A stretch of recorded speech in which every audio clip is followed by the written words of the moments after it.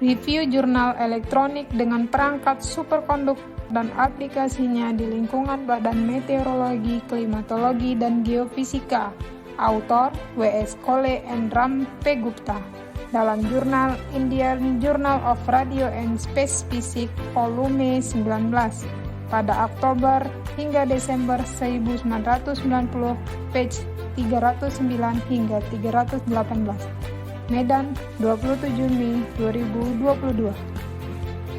Izinkan saya memperkenalkan diri dengan nama Waslina Rangkuti, NIM 217026010, dengan dosen pembimbing Dr. Muhammad Sontang Sihotang SSI MSI dalam tugas mata kuliah Teknologi Keramik dan Superkonduktor, program Pasca Sarjana S2 Fisika Fakultas Ilmu Pengetahuan Alam Universitas Sumatera Utara. Secara garis besar, presentasi ini mencakup abstrak, bab 1 pendahuluan, bab 2 tinjauan pustaka, bab 3 metode penelitian, bab 4 hasil dan pembahasan, bab 5 penutup, referensi, dan yang terakhir adalah Q&A. Isi abstrak dalam penelitian ini bahwa perangkat superkonduktor mengarah pada pengembangan sistem elektronik baru yang lebih baik, yang pengoperasiannya cenderung pada suhu nitrogen cair.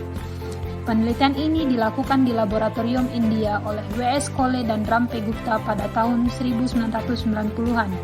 Penelitian ini dilakukan karena superkonduktor memiliki karakteristik kecepatan tinggi, konsumsi daya rendah, dan sensitivitas yang tinggi.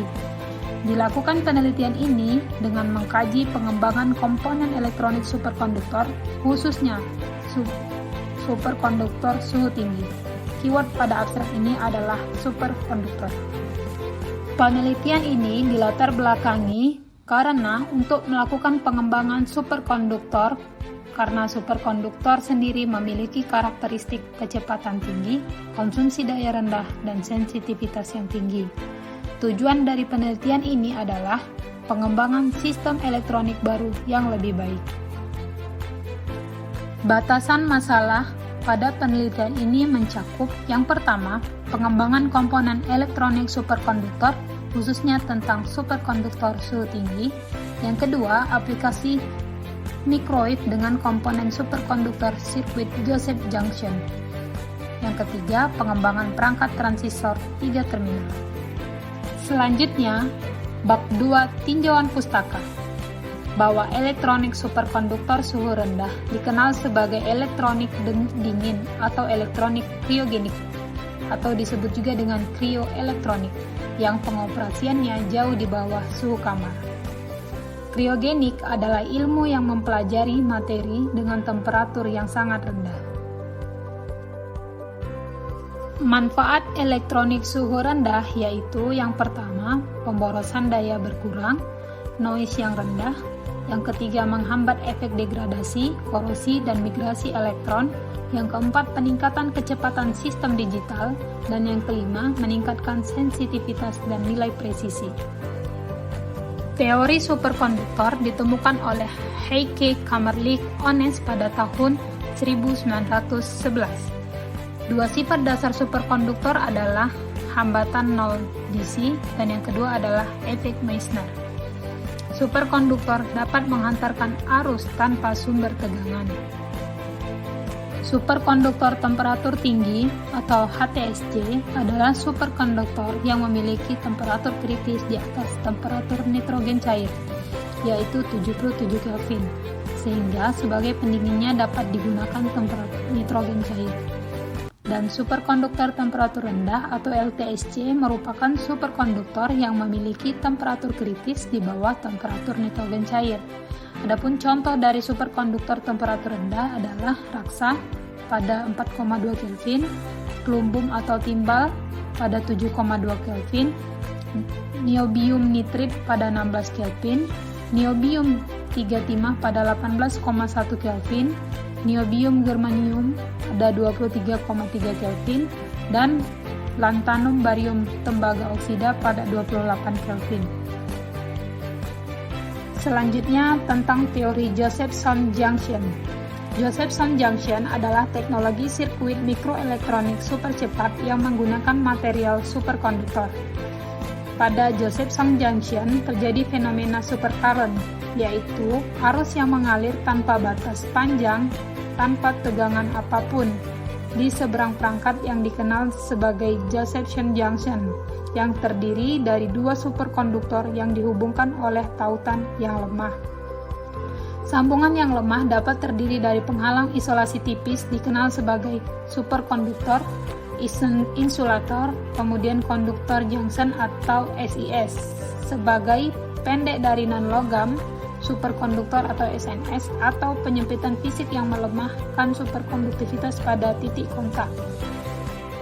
Ketika arus langsung dilewatkan melalui film isolasi yang sangat tipis yang diapit oleh dua superkonduktor, tidak ada tegangan yang dihasilkan pada kedua sisi film isolasi ketika arusnya kecil, tetapi arusnya meningkat dan tegangan P menjadi fenomena bahwa arus bolak-balik frekuensi. Perangkat Josephson adalah elemen sirkuit yang memanfaatkan efek Josephson, dan perhatian telah ditarik ke penerapannya untuk komputer berkecepatan sangat rendah, konsumsi daya rendah, rentang frekuensi lebar, kebisingan rendah, dan sensitivitas tinggi. Berikut adalah penerapan sirkuit Josephson Junction, di mana terdiri dari superkonduktor, insulator, dan diapit oleh superkonduktor kembali. Kemudian transistor 3 terminal. Tujuan untuk mengembangkan perangkat superkonduktif 3 terminal adalah untuk meningkatkan penguatan dan isolasi, dan untuk menyediakan perangkat aktif seperti transistor semikonduktor namun berbasis superkonduktor. Pada kenyataannya, pengembangan Josephson Junction dalam penelitian ini terhambat karena tidak ada skema yang cocok dengan transistor 3 terminal, di mana keuntungan penting dari isolasi input-outputnya. Adapun aplikasi superkonduktor yang pertama adalah penggunaan kabel listrik. Penggunaan kabel listrik superkonduktor dapat menghemat daya. Yang kedua, penggunaan kereta magnet, yaitu kereta listrik maglev super cepat atau magnetic levitation yang menggunakan efek Meissner pada teknologi superkonduktor. Dan yang ketiga, pada bidang kemiliteran, bahwa superkonduktor tape sebagai alat untuk mengurangi panjang antena frekuensi yang sangat rendah yang digunakan pada kapal selam. Bab 3 metode penelitian. Adapun tahapan penelitian, yang pertama, peneliti bertujuan mengembangkan perangkat 3 terminal superkonduktor dalam bahan HTSC untuk aplikasi mikroelektronika. Yang kedua, peneliti mengembangkan teknik spin-on untuk membuat film superkonduktor dari bahan HTSC dengan menyiapkan film tipis kurang dari 1 mikron, kupret bismut yang didoping timbal pada magnesium oksida dengan TJO dari 82 Kelvin 600 ampere per cm kuadrat pada 77 Kelvin. Kemudian, dengan menggunakan fotolitografi konvensional dan etsa kimia, peneliti dapat menghasilkan pola mikro dalam film ini. Kemudian, untuk mengeksplorasi penerapan perangkat film ini, struktur DC squid dibuat seperti yang ditunjukkan pada gambar 1 dan yang menunjukkan terowongan Josephson pada 77 Kelvin dan efek interferensi kuantum pada 4,2 Kelvin. Dan perangkat ditempatkan dalam paket seperti yang ditunjukkan pada gambar 2.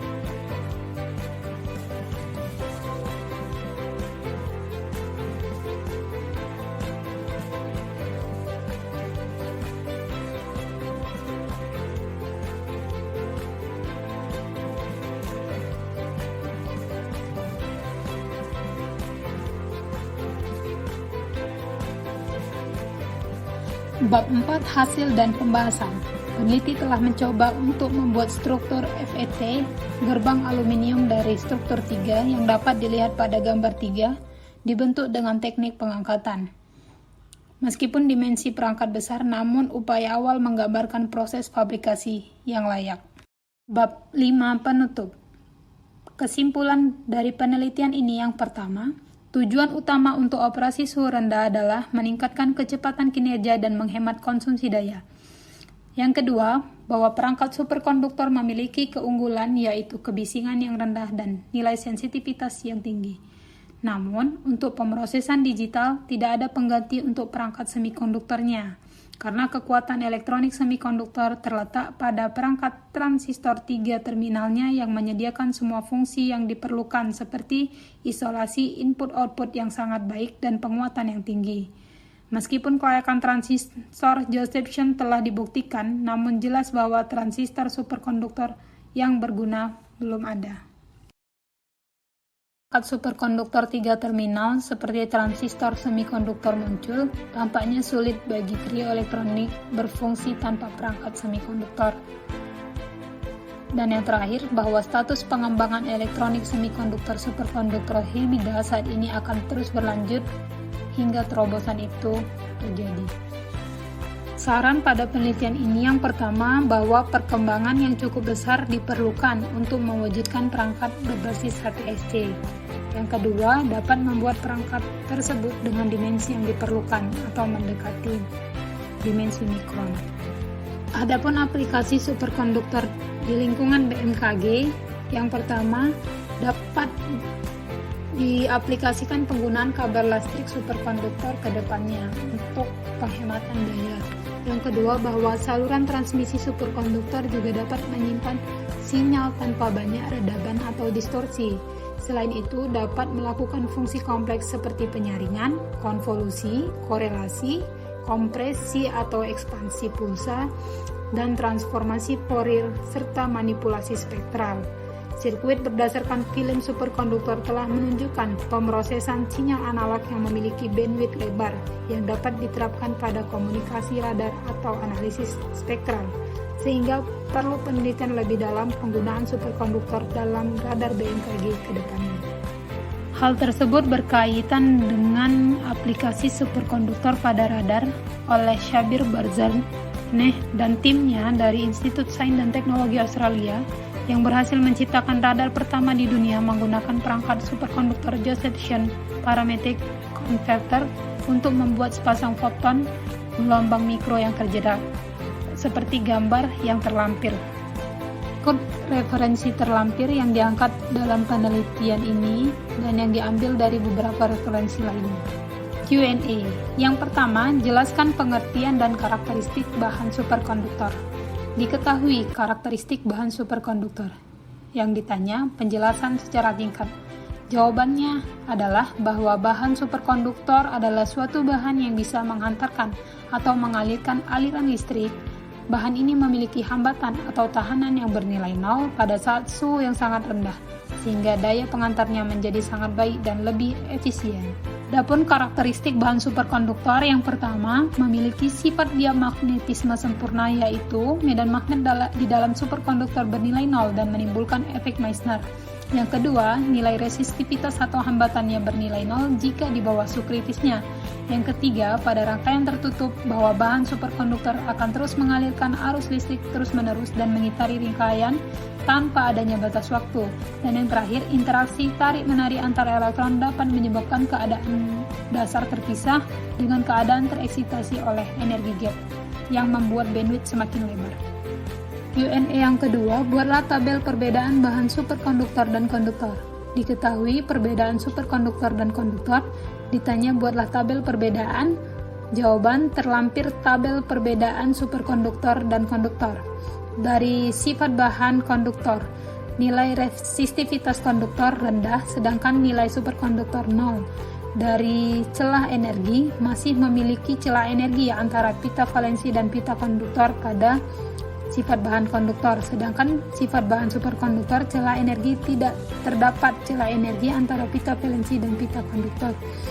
Pada sifat kemagnetan, konduktor tidak bersifat diamagnetisme sempurna, pada superkonduktor bersifat diamagnetik sempurna, sehingga timbul efek Meissner. Di magnet, diketahui gelombang elektromagnetik terhadap gerak kereta magnet. Ditanya, apakah ada pengaruhnya? Jawaban, Dalam konteks superkonduktor, pengaruh gelombang elektromagnetik tidak berpengaruh dalam sistem kendaraan yang dioperasikan dengan menggunakan perangkat elektronik seperti sistem navigasi, sistem kendali, dan sistem komunikasi elektronis yang tidak diproteksi, maka pengaruh gelombang elektromagnetik dapat memberikan gangguan magnet merupakan sistem di mana kereta dapat mengambang di atas guideway atau jalur rel dengan memanfaatkan prinsip elektromagnet antara magnet superkonduksi pada dinding kereta dengan koil magnetik yang terpasang pada dinding rel.